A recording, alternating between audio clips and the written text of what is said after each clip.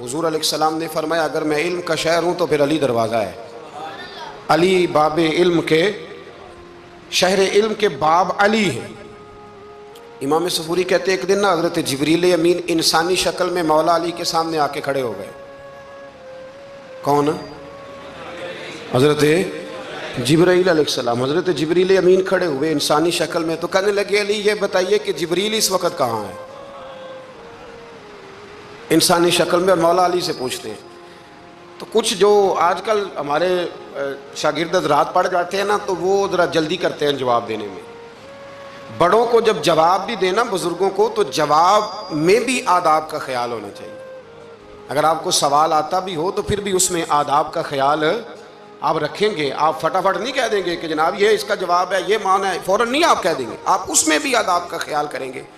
حضرت جبریل امین نے جب کہا نا کہ بتائیے جبریل کہاں ہے، تو حضرت علی فوراً بھی کہہ سکتے تھے آپ ہی تو ہیں جبریل. یہ فٹافٹ کہہ سکتے تھے، اسی وقت ساری بات ختم ہو جاتی.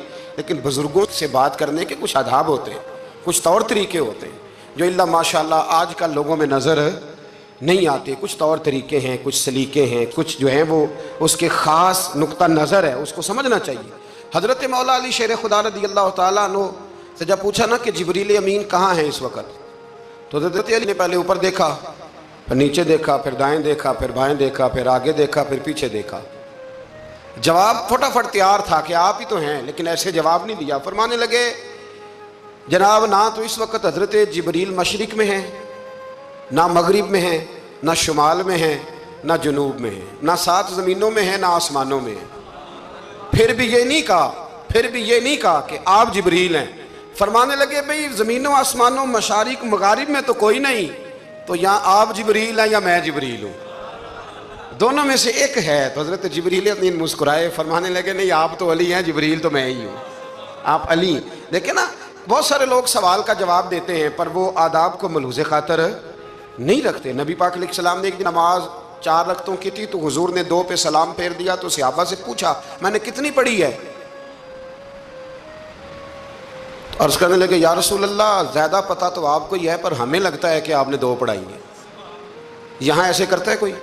سوال ہی نہیں پیدا ہوتا. یعنی 1 منٹ سے پہلے امام غزالی ایک درویش کے مرید ہو گئے تھے تو بہت بڑے عالم تھے. آپ کو پتہ ہے عالم آدمی کا مرید ہونا اللہ ہی خیر کرے کسی کرامت سے کم نہیں ہوتا، بڑا مشکل ہوتا ہے. وہ کسی کی غلامی کرے وہ بڑا مشکل ہوتا ہے، مطلب کٹھن ماحول ہوتا ہے. تو امام غزالی بیعت ہو گئے تو مرشد نے پہلا وظیفہ یہ بتایا کہ کسی پر اپنے علم کا اظہار نہ کرنا. ہاں اپنے علم کا اظہار، آپ اس کو آسان وظیفہ سمجھتے ہیں؟ یعنی علم ہو بھی تو بندہ اظہار نہ کرے، بد ہضمی ہو جاتی ہے. تو بد ہضمی ہو جاتی ہے، نیند نہیں آتی. 2-4 لفظ جو بندہ پڑھ کے آتا ہے نا اس کو تو نیند نہیں آتی کہ میں پڑھا لکھا ہوں تو میں بتاؤں نا. تو حضرت علی شیر خدا کرم اللہ تعالیٰ وجہ الکریم کے وہ آداب سے مجھے یہ بات یاد آئی کہ امام غزالی کے شیخ نے کہا علم کا اظہار نہ کرنا یہ پہلا وظیفہ ہے. شیخ شہاب الدین سہروردی کہتے ہیں مجھے میرے ماموں حضور غوث پاک کے پاس لے گئے تھے تو جاتے ہوئے میرے رستے میں خیال آ رہا تھا میں الحمدللہ خود پڑھا لکھا ہوں.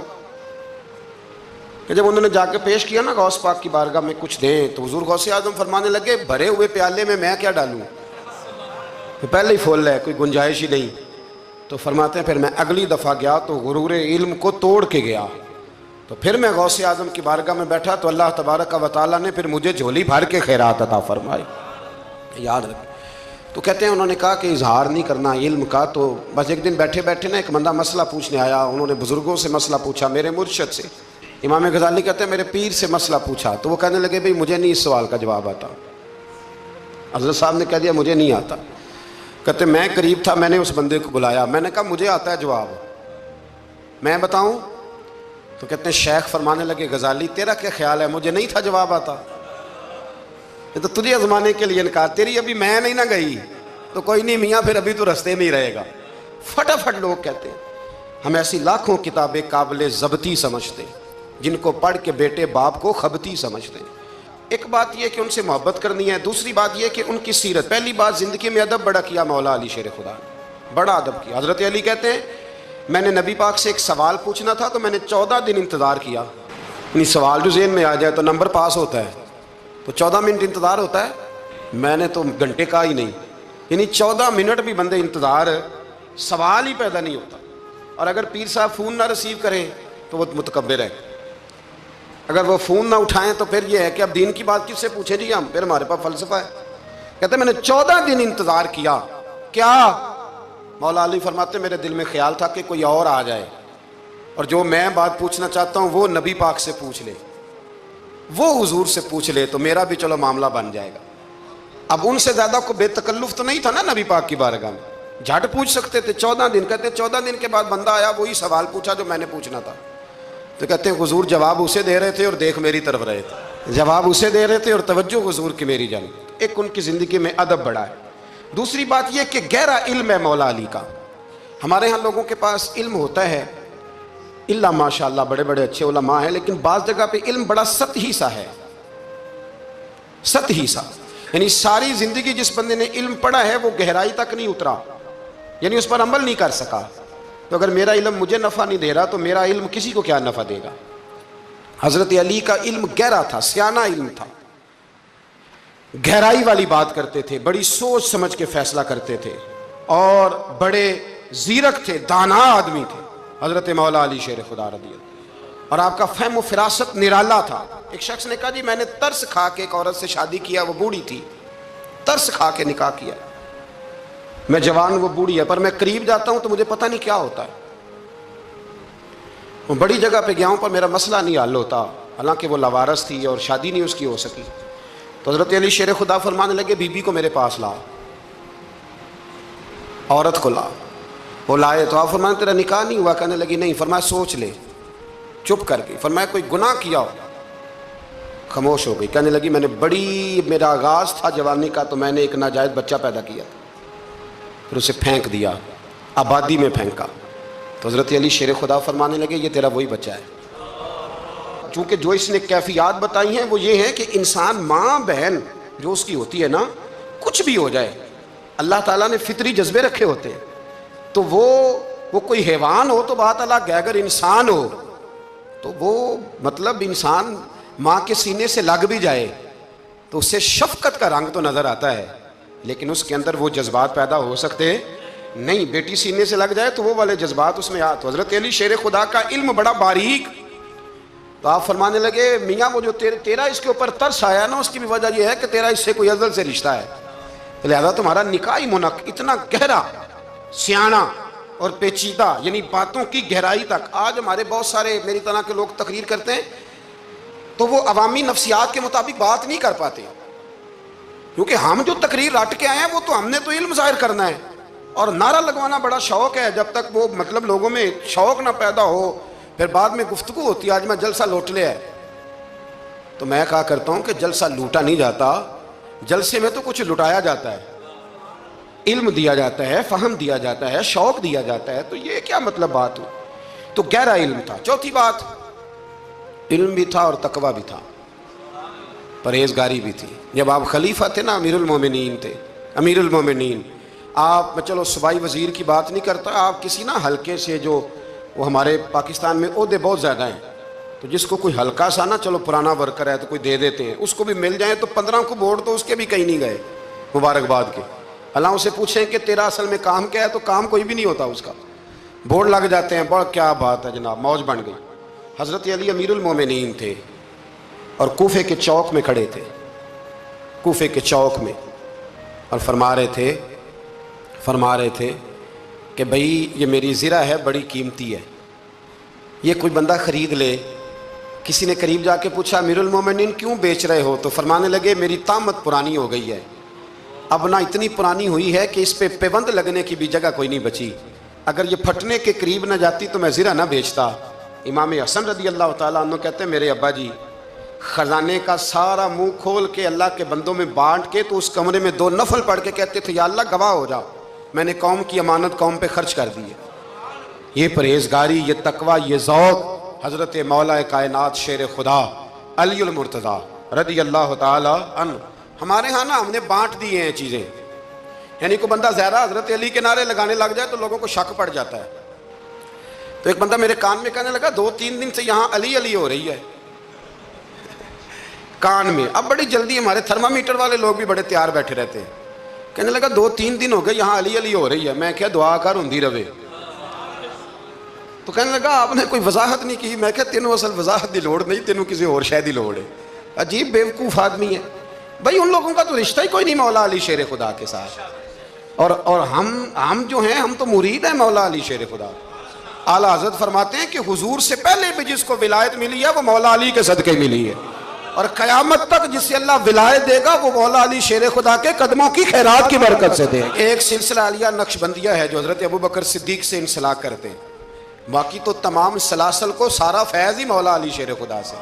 تو آپ یہ کیسی بات کریں گے کہ جناب وہ فلانے کا آپ. اور جی میں نے اس سے کہا کہ شاید میرا دعویٰ کوئی نہیں, پر میری جو اپنی تھوڑا بہت مطالعہ ہے نا, میں انسائکلوپیڈیا ہوں حضرت عمر فاروق کا.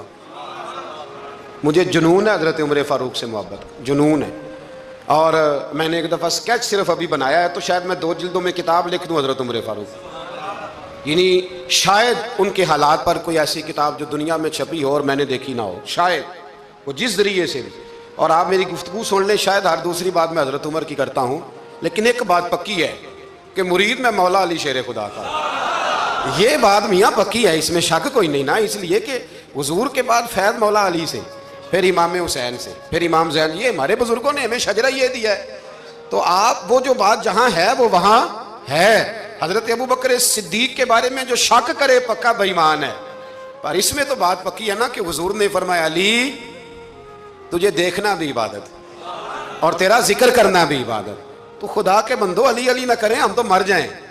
کوئی جگہ ہی نہیں ہے سوائے حضرت علی شیر خدا کے ذکر کرنے کے. تو یہ کچی کمزور باتیں نہ کرو. یہ کوئی عجیب بات ہے کہ جی وہ اگر علی علی زیادہ کیا تو کوئی فلانے طبقے سے تو نہیں. تو یہ ایسی کمزور بات آپ کیوں کرتے ہیں میاں؟ یہ آپ عجیب, آپ نے بحث چھیڑ دی لوگوں نے. تو یہ کوئی ایسا مسئلہ نہیں. زندگی میں یاد رکھو, جس کی زبان پہ علی علی زیادہ رہتا ہے نا, اس کی زبان پہ نبی نبی بھی زیادہ ہی رہتا ہے. ختم ہو گئی بات. تو ان چکروں سے باہر آئیں, آپ باہر آئیں ان چکروں سے. اور اسی طریقے سے میں نے کہا تھا کہ ہم کوئی ترازو لے کے نہیں بیٹھے ہوئے کہ فضیلت کس کی زیادہ ہے. اماں عائشہ صدیقہ جو ہیں وہ مومنوں کی ماں ہیں, اور اس میں کوئی دوسری رائے نہیں کہ اس خاتون کے امت مسلمہ پر اتنے احسانات ہیں کہ دنیا گن نہیں سکتی. لیکن یہ ہے کہ رسول کریم نے فرمایا کہ فاطمہ میرے جگر کا ٹکڑا ہے. اب میں ترازو لے کے بیٹھ جاؤں کہ حضرت فاطمہ کی شان زیادہ ہے یا حضرت عائشہ کی, تو میں بیوقوف ہی ہوں نا. اس لیے کہ یہ میری ذمہ داری نہیں, یہ تو بات ان کی ہے نا. میں نے ایک بات سنائی تھی آپ کو پیر سید فیض الحسن شاہ صاحب کی, عالم آل شریف والے. پیر صاحب سے کسی نے پوچھا کہ حضرت فاطمہ افضل ہیں کہ سید عائشہ؟ تو آپ فرمانے لگے پہلی بات تو یہ کہ تجھے یہ سوال ہی نہیں کرنا چاہیے تھا, اور اگر تو نے کر لیا ہے تو پھر جواب سن لے. فرمانے لگے فاطمہ زوجہ ہیں حضرت علی کی, اور عائشہ زوجہ ہیں نبی پاک کی. تو علی کی زوجہ نبی کی زوجہ سے افضل نہیں ہو سکتی. اور پھر فرمانے لگے عائشہ بیٹی ہے ابو بکر صدیق کی, اور فاطمہ بیٹی ہے مصطفیٰ کریم کی. تو ابو بکر کی بیٹی نبی کی بیٹی سے افضل نہیں ہو سکتے. وہ بندہ کہنے لگا حضرت جی رزلٹ کیا نکلا؟ کہنے لگے گھر جا کے کڑ دا رہی تینوں گل دل چھڑی ہے, اب تو گھر جا اور رزلٹ گھر جا کے نکالتا رہے. میں نے تو تجھے نا بتا دیا ہے کہ جو اصل بات ہے وہ یہ ہے کہ ابو بکر صدیق کی بیٹی نبی پاک کی بیٹی سے افضل ہو سکتی نہیں, اور علی المرتضیٰ کی زوجہ نبی پاک کی زوجہ سے افضل ہو سکتی. باقی جا تو نتیجہ گھر جا کے نکال, نتیجہ گھر جا کے نکال. تو ہمارے بزرگ تو اس لیول پہ سوچتے, اس لیول پہ. حضرت عائشہ صدیقہ رضی اللہ تعالیٰ عنہ اگر گھوڑے پہ بیٹھتی تھی نا تو مولا علی لگام تھام لیتے تھے, مانتے تھے یہ ماں ہے مومنوں کی, یہ ماں ہے مومنوں.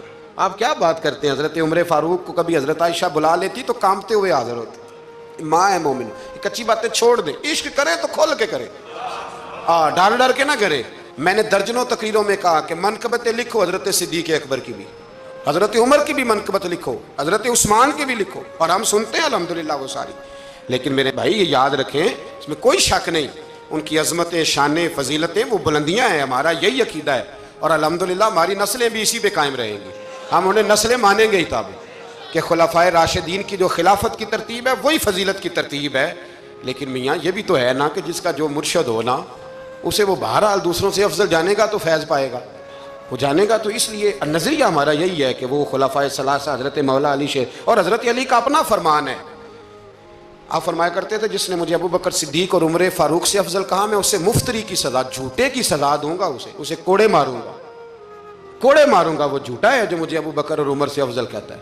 تو ان کی تو اپنی بات, اور میں نے وہ بڑی تفصیل کے ساتھ ایک دفعہ عرض کیا تھا کہ حضرت علی تو خود ممبر کوفہ پہ بیٹھ کے بتایا کرتے تھے کہ اگر میرے جیسے بہادر سے پوچھو کہ بہادر کون ہے تو میں ابو بکر صدیق کا نام بتاؤں گا. تو اس لیے مطلب اب ہم سہم جائیں فٹافٹ کہ فلانا نہ ناراض ہو جائے. تو بھئی جب ہم درجنوں جمعے حضرت صدیق اکبر پہ پڑھاتے ہیں اس وقت تو نہیں نا کسی کو ٹینشن ہوتی. جب حضرت عمر پہ پڑھاتے ہیں, حضرت عثمان پہ, تو ویسے بھی بندوں کو جواب دینے کا اگر انسان مزاج بنا لے تو کس کس کو مطمئن کرے گا. یہ تو 4 ادھر نکل جاتے ہیں تو 15 ادھر نکل جاتے ہیں. آپ ذہن اللہ رسول کو جواب دینے کا بنائیں, اس میں آسانی ہوگی. اللہ ہمیں سمجھنے کی توفیق دے.